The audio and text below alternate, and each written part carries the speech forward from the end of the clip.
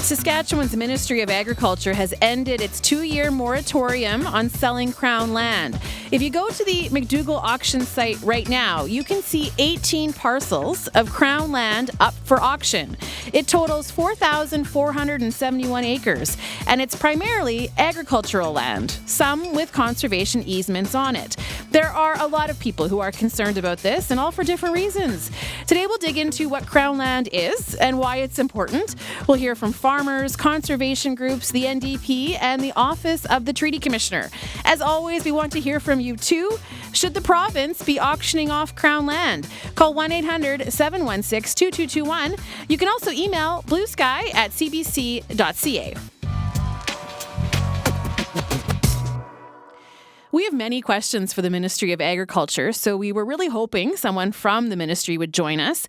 Agriculture Minister Darrell Harrison was not available, nor was anyone else who works on this file. We were, though, provided with a statement, and it reads, "The Government of Saskatchewan is committed to transparency and respectful engagement in all matters related to the sale of Crown land. Parcels up for auction are lands that were previously leased agricultural land where leases have been surrendered or cancelled. To support the implementation of the revised First Nation and Métis consultation policy framework, the ministry paused Crown land auctions in 2023 for 2 years. During the pause, the Ministry of Agriculture reviewed auction processes and implemented an improvement by extending the advance notice period before the auction opening to 60 days. The advance notice period is intended to allow auction participants additional time to obtain and allocate funds toward the purchasing of land, including First Nation governance processes such as obtaining a band council resolution.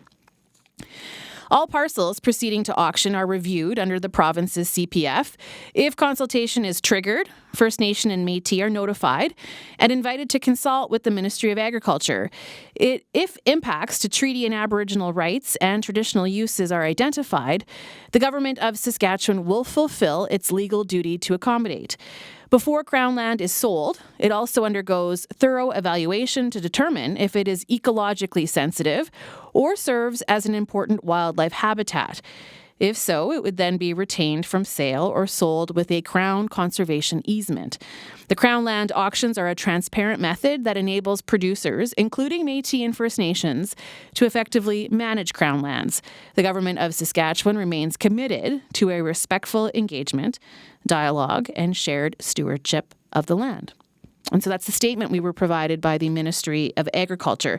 As I said, the minister was not available to be on the program, but we do have an MLA from the official opposition. Jared Clark is the NDP Shadow Minister for the Environment, and he joins us right now. Mr. Clark, welcome to Blue Sky. Hey, Alicia. Good to be here. So can you help us understand the role that the province plays in managing Crown land? Sure. Lots of questions here as we endeavor on some new sales of Crown land in Saskatchewan. The government is basically has this land. It is public land, has incredible value for Saskatchewan people, whether you are, wanting to go bird watching, whether you're a treaty and inherent rights holder, whether you are a hunter and want to go access this land, not to mention any of the biological, ecological goods and services that are provided, biodiversity, all of those pieces on this Crown land. But government basically holds this land in public interest, and in the last 15, 6, 17 years, we've seen them liquidating it for quite a lot of money. And so they've, trying to offload this through a live auction.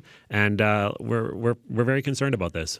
What's your understanding as to why they are selling it? What's the reason that they would be wanting to sell Crown land? That's a good question. I can only speculate. But this is a government that has a $38 billion deficit right now, and it's growing each year. We have now surpassed $1 billion in interest payments each year to pay off interest. We've got a projected deficit from the first quarter of the budget here this year of $349 million, which is a big change, a big swing from the $12 million they were projecting back on budget day. And what I can say is, over the since government started selling Crown land, they have sold 1.2 million acres of Crown land in this province and have brought in $486 million, or at least since 2022. And so, I'm afraid that this is viewed as a quick cash grab for a government that is not managing its finances well. And the people of this province are the ones that are paying the price when I talk about all those values. What would you say, though, to someone who's looking at the numbers and might have the reaction, well, that can't be a bad thing. That's a lot of money. And I mean, why not? What would you say to someone who might think, well, that sounds like a sound decision made by our provincial government? It is a lot of money, but this is a very short-term solution, I would say, to government's financial issues. So they're looking for a quick buck here.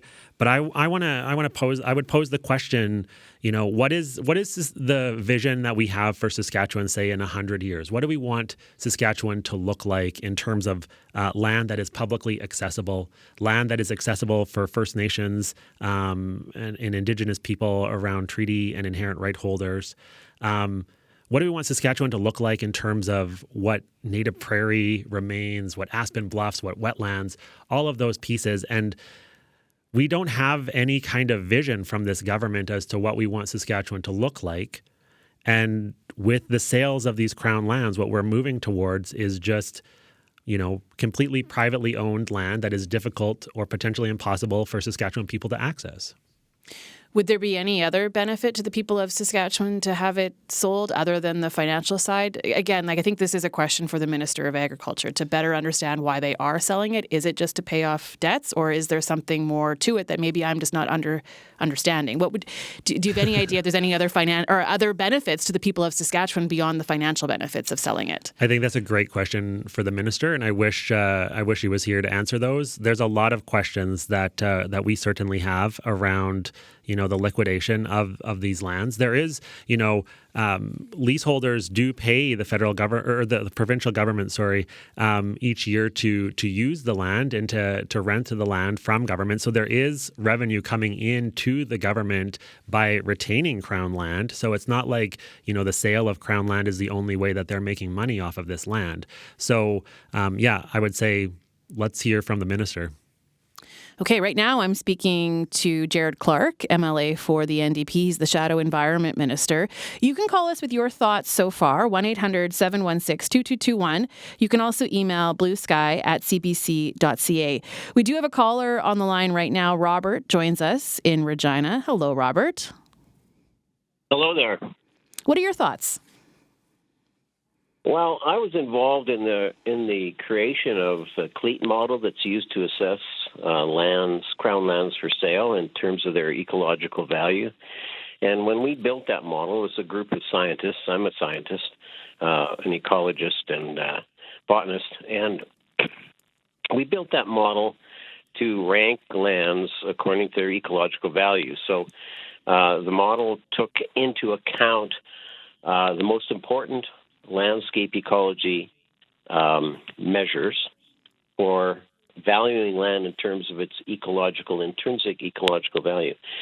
And the categories we came up with, there was, to make it quick, a lot more of the Crown land was in the high value ecological category than is currently in that category. And so the scientists produced a ranking, and then the politicians took that ranking and spun it so that less of the land was in the high category, which would not be sold, and perhaps more was in the conservation easement category. So I think there's been a political process where the science and the objective evaluation of the lands has been diluted by, ideology, basically, political ideology of privatizing things. And, so clearly you're concerned. You're concerned, Robert, then, hey? I'm concerned that when I look at some of the lands that are being put up for sale in the current round, it looks to me like there's some native prairie in there. And no native prairie should be sold in Saskatchewan. We have very little of it left. We've broken most of it for agriculture. I mean, we need to eat, and the world needs to eat, and so we understand that imperative.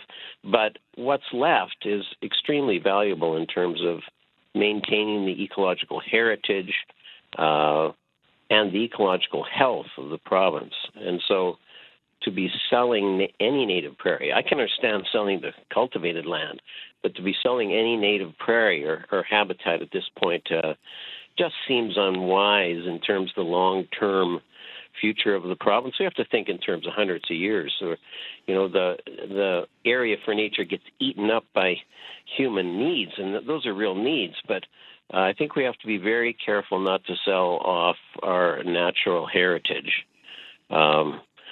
for ideological or monetary reasons, because long-term, they're invaluable. Robert, thank you for calling. Okay, you're welcome. It's Robert joining us in Regina. You can call us too, 1-800-716-2221. You can also email bluesky@cbc.ca. Jared Clark, do you want to pick up on some of that? Is there native prairie for sale?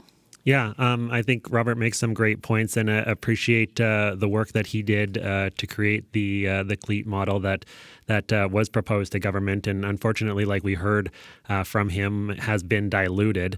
Many of the listeners on CBC may remember me as the park naturalist at Wascana Centre, and in here talking birds a lot in my past. But I wanted to mention, to speak to that just for a second about like Wascana Centre, Meewasin Valley Authority have 100-year plans. And because of those 100-year plans, we have these beautiful urban parks within Saskatoon and Regina that we are very proud of and that are part of this province in a wonderful way. And I think when we talk about native prairie, when we talk about our native ecosystems, the landscape, again, as Robert kind of mentioned, where's the plan on what we're trying to protect and what we're trying to maintain for the next 100 years, for the next generation, for our grandchildren, for beyond that, and this the crown sales that we're seeing, crown land sales that we're seeing, just pick away and eat away at that what could be in 100 years. Because again, when these crown lands are sold, they are privatized, right? And they are no longer part of the common good for Saskatchewan people. And once they're privatized and being held by an individual, they may no longer be accessible to anyone in this province.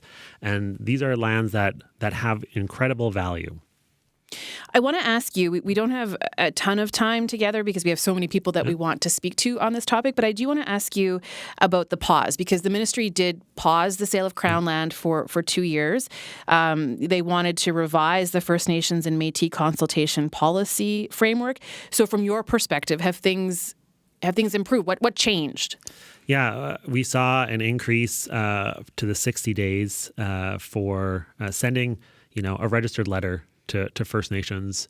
I would say, from our perspective, the new policy duty to consult legislation that government has put forward here is inadequate.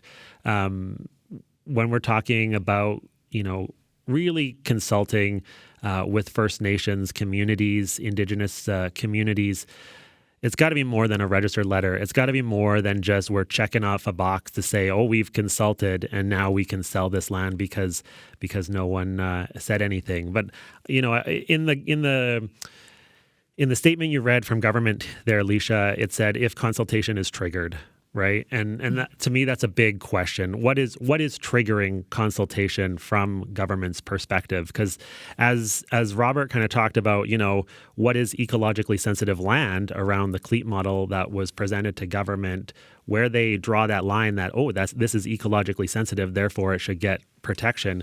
When I think about this duty to consult, if consultation is triggered, well, what is triggering that consultation? And we hear from First Nations leaders across the province regularly that the duty to consult policies that government is currently using is completely inadequate. So, want to see really a robust a consultation duty to consult process be implemented by government. That's a commitment that we've made. Okay, let's leave it there for now. Jared Clark, good to have you on the show today. Thank you. So good to see you. Thanks, Leisha. Yes, thank you. That is Jared Clark. He's the NDP Shadow Minister for the Environment. Now, Kathy Walker is the Treaty Commissioner of Saskatchewan. She's here to help us understand how Crown land fits into the treaties. She'll pick up where Jared Clark just left off. So, Treaty Commissioner Walker, welcome to Blue Sky. Hi, Leisha. Thank you for having me. Yeah, so you've been listening. Jared Clark raised some concerns about how First Nations and Métis might be consulted in this process. But just first, what stands out to you? What's the most important point that you feel you want to make when it comes to the conversation of the province selling Crown land? Mm-hmm. Well, I think from a treaty perspective, the treaty set out an agreement for sharing the land. And from the First Nations perspective, the connection to land, the ability to continue their livelihood on the land, Pimachahuen, based in Pimachahuen. Pimachahuen is life, which is tied to a ski, the land. Basically, those are, the livelihood and the land are two of the foundational reasons for signing treaties. And treaties are ultimately supposed to be about coexistence and mutual benefit and living in peace and harmony, or witaskewin, with one another. So the land it's basically all about the land and sharing the land.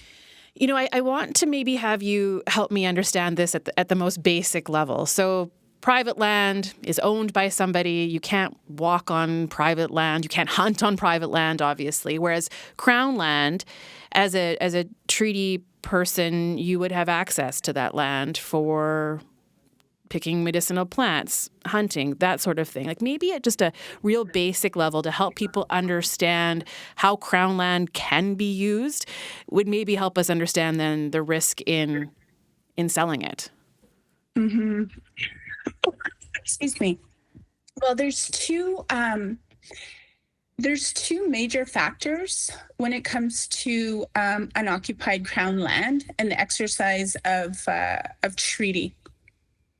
So one is definitely being able to continue to use unoccupied Crown land for the exercise of treaty rights to hunt, fish, harvest, that sort of thing, and also other cultural and spiritual practices such as ceremony that are really based on the land as well. There's another factor is the treaty land entitlements, and the fact that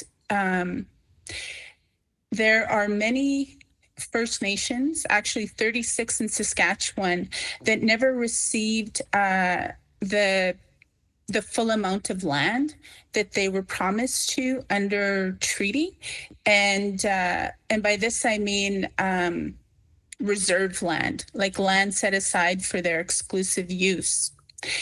And so, as I said, there's 36, we call them entitlement bands, that signed agreements with the province and Canada that there would be, that unoccupied Crown land would be made available wherever possible for them to purchase. So is that happening in this auction of Crown land? Is this an example of a First Nation having the ability to participate in that auction, that they could purchase some of this Crown land for its own use? Well, potentially, yes. They could participate in the auction, but it would go to the highest bidder, right? So that's where the tension might lie.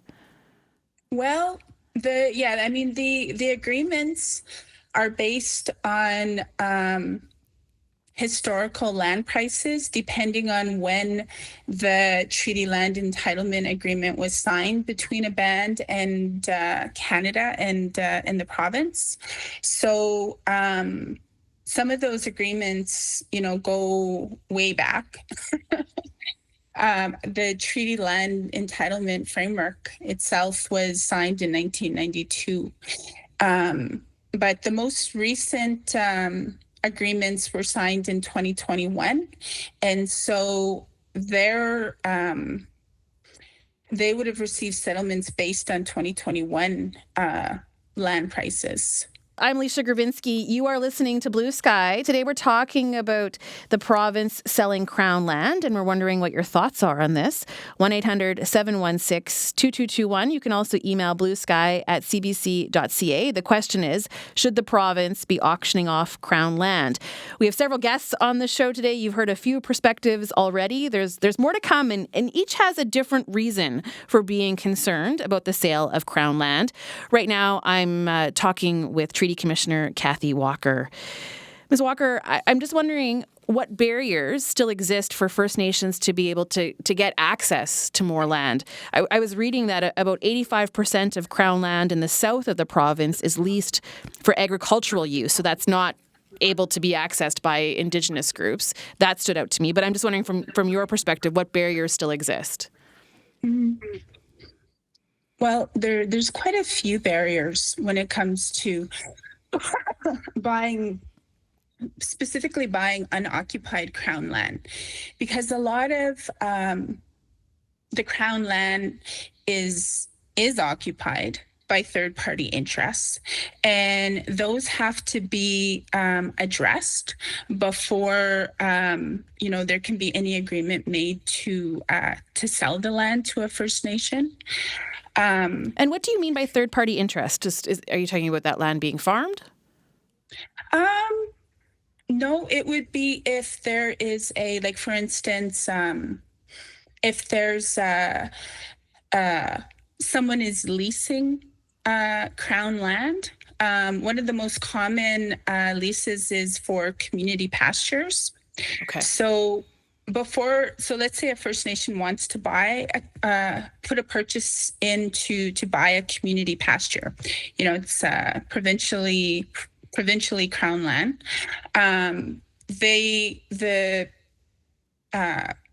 Basically the entity that is leasing the pasture lands would at least, I think, 75% of their members would have to agree to that sale. So that adds a complication. What other barriers exist for First Nations right now to get access to more land? Well, there's also there's other issues with mineral leases and from different companies. So it seems that land that is being leased in any way is very difficult to get to purchase. And when it comes to the agricultural land, my understanding is that there's very little agricultural land, excuse me, that is actually available that doesn't have some sort of third-party interest on it. One last question for you, because we just had September 30th, the National Day of Truth and Reconciliation, and I'm wondering how you see this fitting into those larger conversations, how you see Crown land fitting into meaningful reconciliation. Well, according to the Truth and Reconciliation calls to action, excuse me, I'm still getting over this cold. Everyone is. I actually Don't saw worry. Leroy in Meadow Lake during TRC Day, and I hope he didn't catch his cold from me. But Leroy anyway, was supposed to be on the show today, but yes, he's fallen ill like so many other folks. No worries. Ms. Walker, continue. Yeah. Anyway, I was going to say, basically, the TRC continuously, in the calls to action, treaties are mentioned 18 times. And so, honoring treaties is really critical to truth and reconciliation in Canada and in Saskatchewan. And even when it comes to the structure of reconciliation, the TRC has set out that the structure for reconciliation should be the United Nations Declaration on the Rights of Indigenous Peoples, which in turn really calls on all states to recognize what they call constructive agreements, which includes treaties, and then also just recognizing treaties. Obviously, it's already recognized under the Constitution Act 1982 under Section 35. But, the TRC also re-emphasizes that, the recognition, affirmation, and honoring of the treaty relationship, responsibilities, and rights are definitely key to bringing about reconciliation. I'm glad we could have you on the show today. Thank you so much for your time.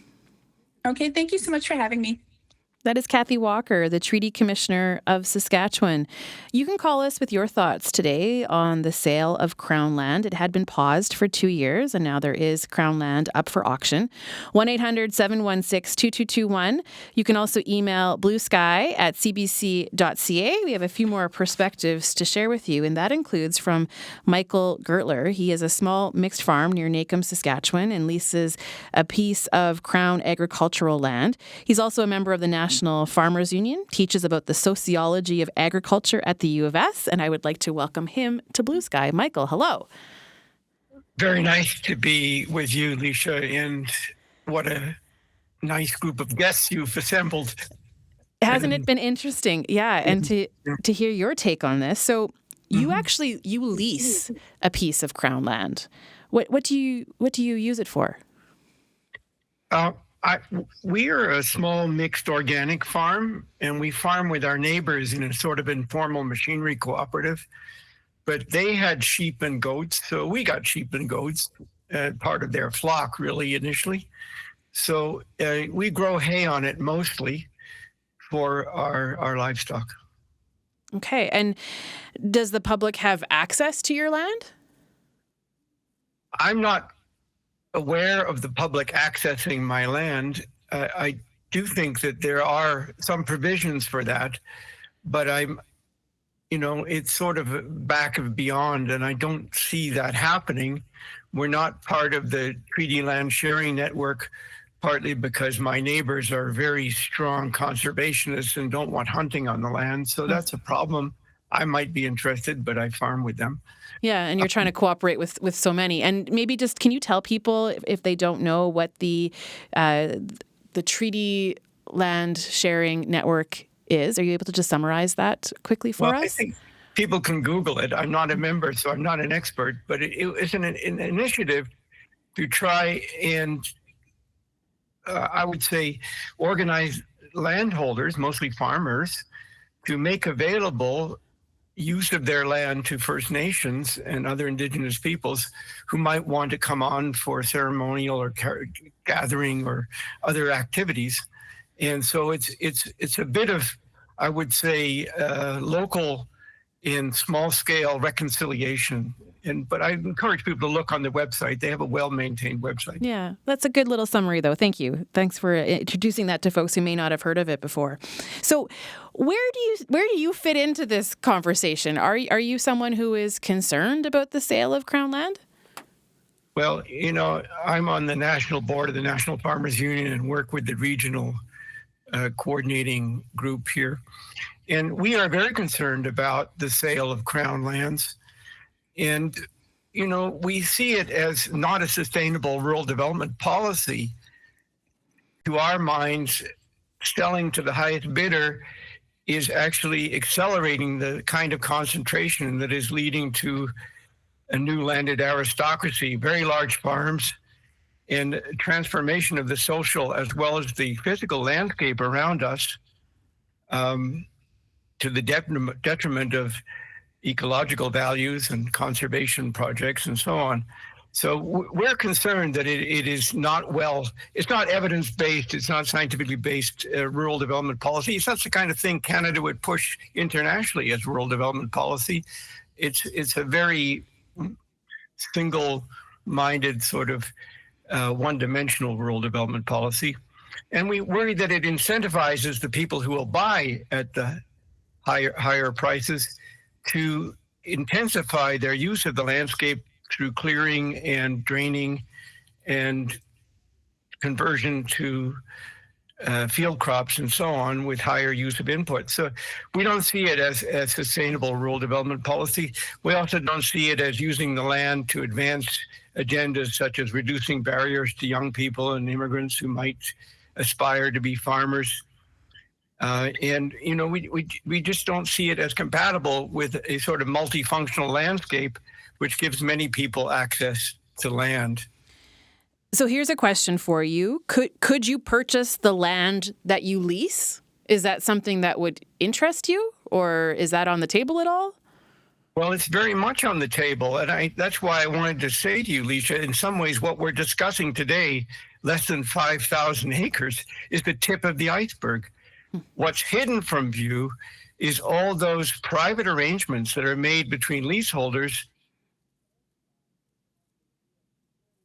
by that to privatize essentially that government crown land. And we have no idea how much of that's going on, but I can tell you I annually receive letters saying this land is available for sale, and to incentivize it, we're going to raise the rents, whether it's for haying or for grazing or for cropping, and we're going to reduce the selling price.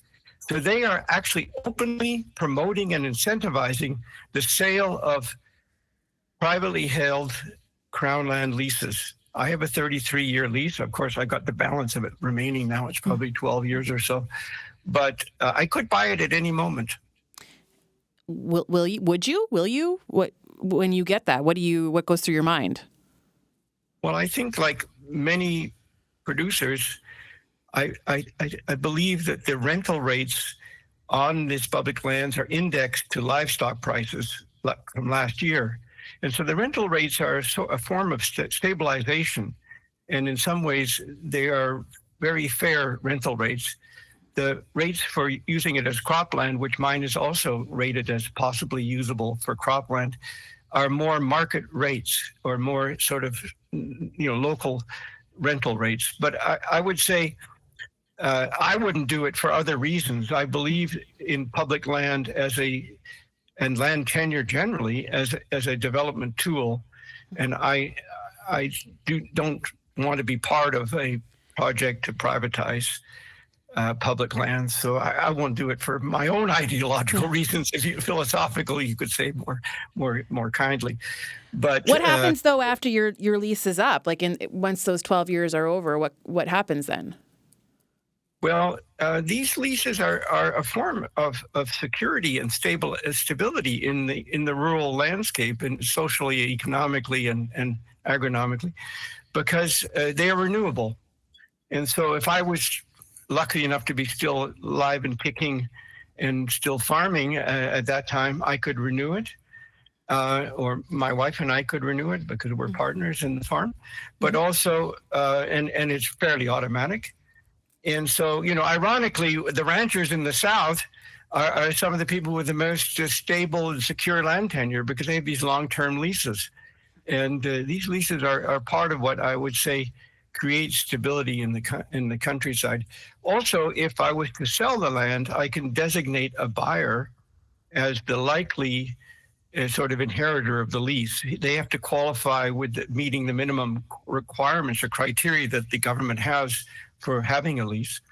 But it's typically also, as I understand it, and that's what happened to me when I bought the farm, it's fairly automatic that the seller can designate the buyer as the presumed, shall we say, continuing leaseholder, but they just get the balance of the lease. They don't get the new lease, they get the balance of years available on the lease.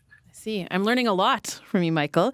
You can stick around. We've got 15 minutes left in the show. We've got several callers. We're going to hear from Trevor Harriott, who's a naturalist who we know well here on Blue Sky. So feel free to stick around, Michael. And if any callers have questions, I might be able to go to you because you may have the answers, okay?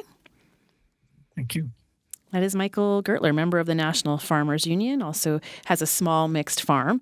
I will say hello to Trevor Harriott, who you do know here on Blue Sky. He is a naturalist, author, and member of the Public Pasture Public Interest Group. He's here now. Trevor, hello.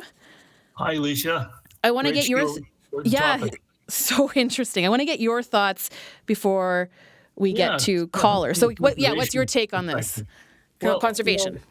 From our perspective, in public pastures, public interest, nowadays, pretty well any natural permanent cover on the land that's south of the boreal forest, whether it's just a hayfield, a slough, a shelter belt, a hedgerow, or an aspen bluff, is at risk. First, because farm subsidies are including crop insurance, favor cropping agriculture versus livestock grazing. And then also because land prices are so high now, the only way a producer can make the land pay is to convert as much of it as possible to crops that are going to end up growing canola or some other monoculture.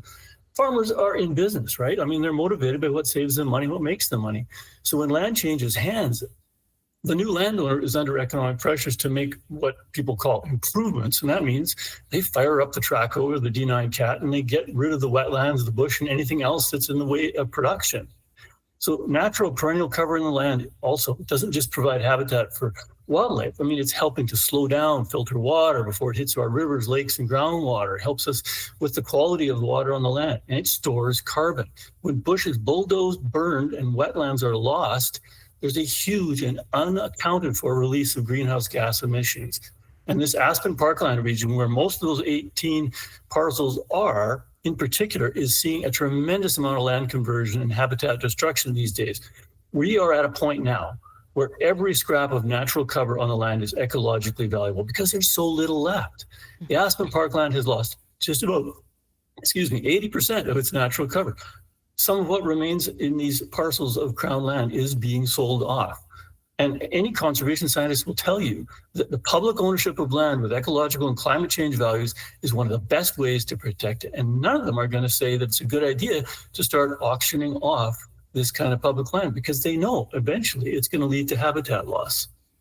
Okay, I know you have more to say, Trevor, but let's go to some callers who are on the line right now. They've been patiently waiting. You can call too, 1-800-716-2221. You can also email bluesky@cbc.ca.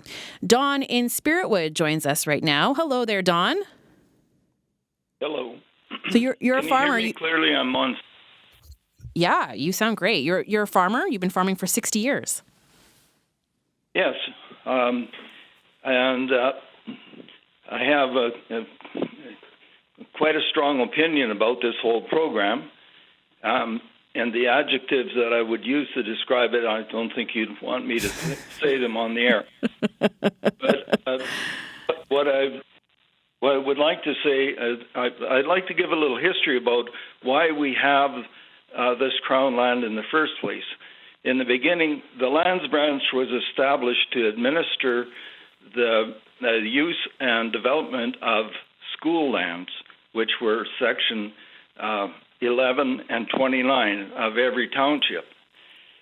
And then after the Depression, and a lot of people that homesteaded left the land in the 40s, there was a lot of land that was abandoned.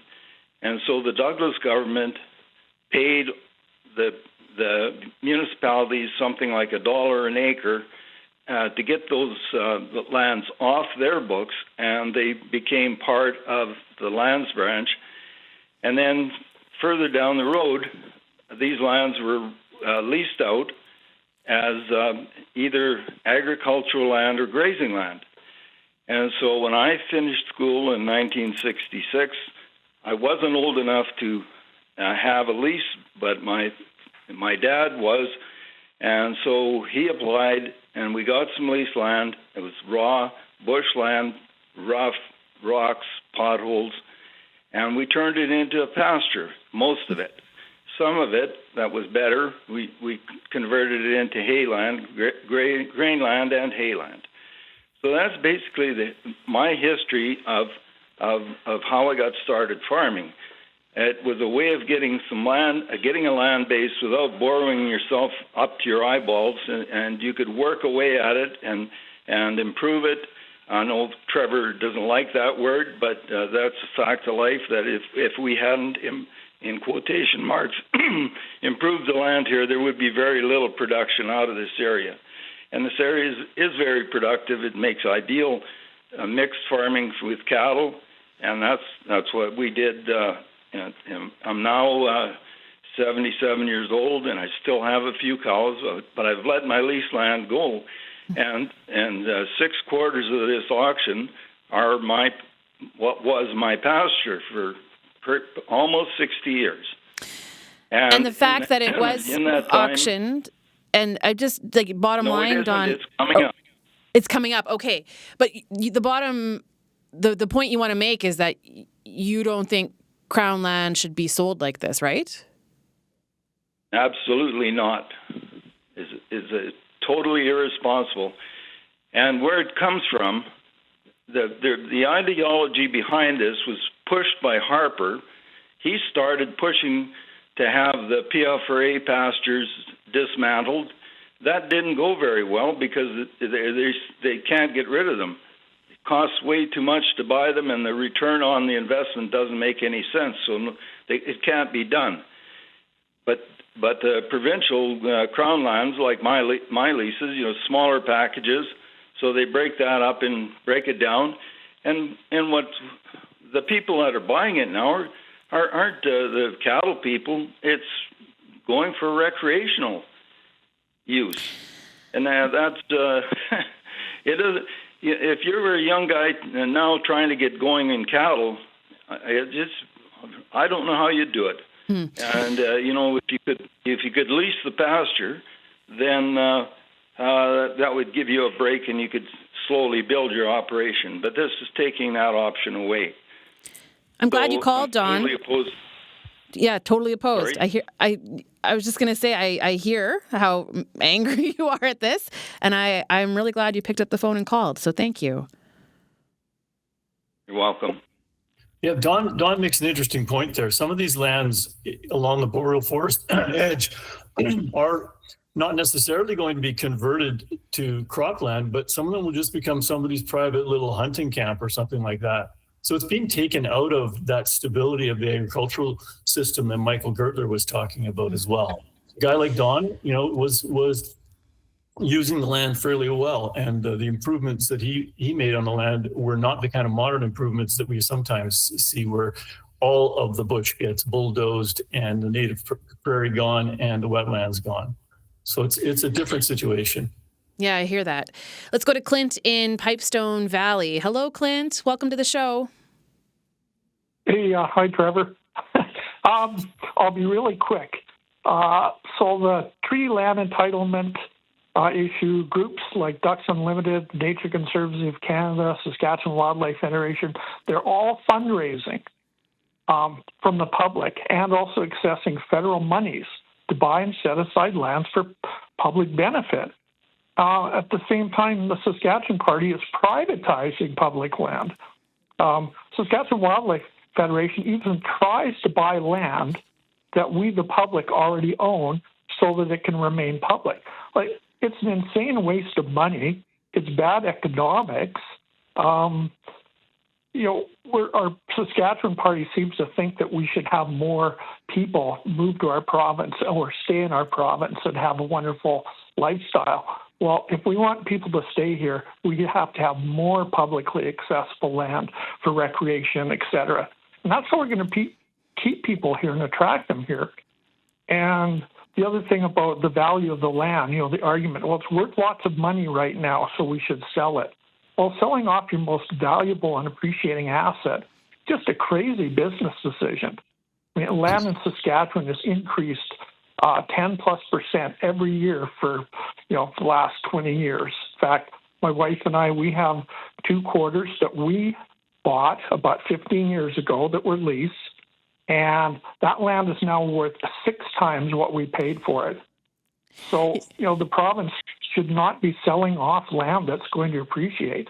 I mean, it makes no sense that we're out there trying to provide more land for the public to access and use public fundraising to buy land that we already own. It's insane. And not to mention the Natural Resources Transfer Act, that part of that agreement when the Western provinces got all the oil and gas, all those natural resources, they were supposed to maintain access for First Nations to hunt, fish, do all their things, and that's gone by the wayside. So, thanks for calling, Clint. You raised some really important points. Thank you.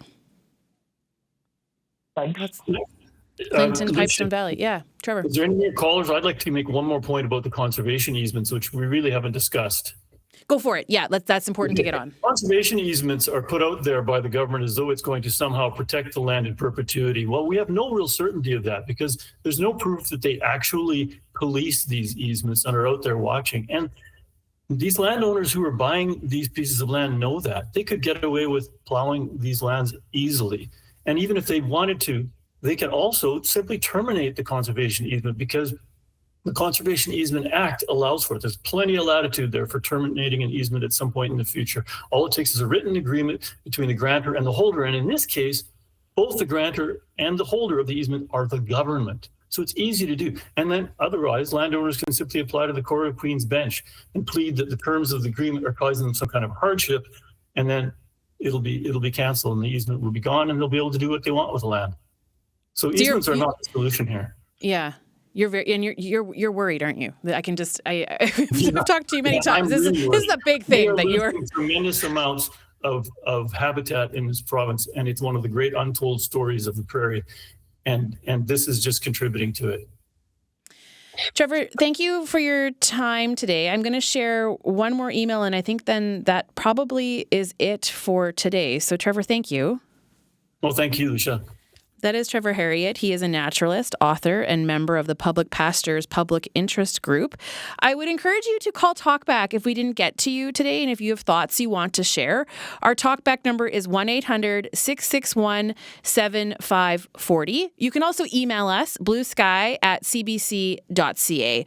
That's what Jody did. She sent us an email, and I will share that with you right now. So Jody writes, the provincial government should view these unrenewed leases as a great opportunity, but not to make money.